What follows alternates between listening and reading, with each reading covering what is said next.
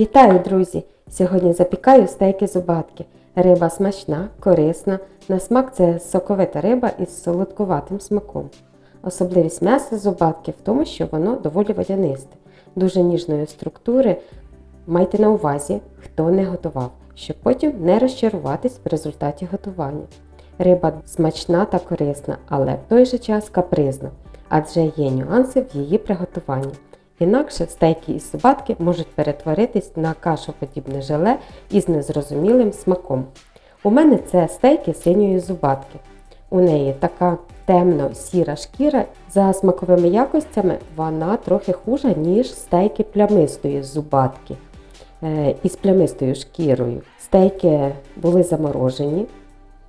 Обов'язково заздалегідь потрібно розморозити в холодильнику, на тарілці або при кімнатній температурі. Ні в якому разі не в теплій воді. Інакше розпадуться на частини. Це важливо і вже не буде що потім запікати.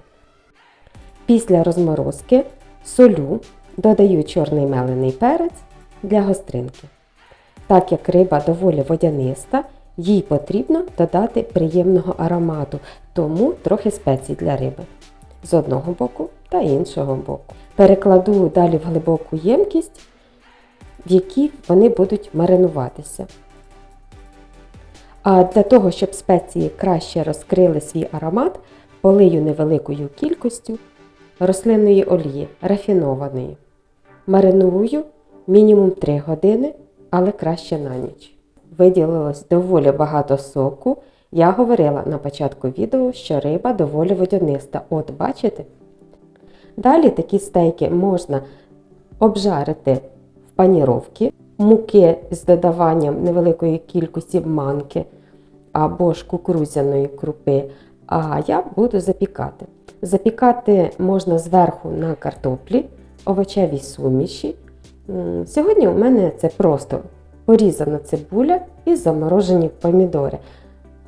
Трохи їх підсолила та додала чорного меленого перцю. Помідори теж додадуть рибі кислинки.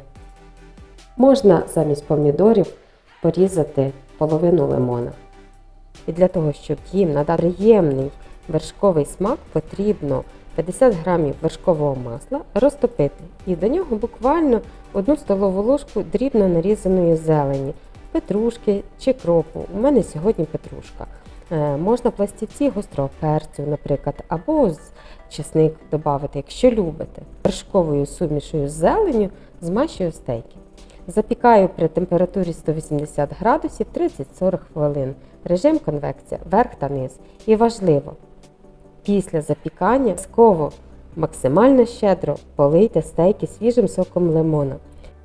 Хочу доповнити усе з приводу шкірки. З першого погляду апетитною. Вона у зубатки зовсім не їстівна, не смачна і доволі жирна. Будьте готові, що ви її всю викинете. Але м'ясо приємне та ніжне. Надіюсь, відео було для вас цікавим. Якщо це дійсно так, буду рада вашим відгукам. А я усім бажаю міцного здоров'я, гарного настрою. Усім пока, усім до нових цікавих відео.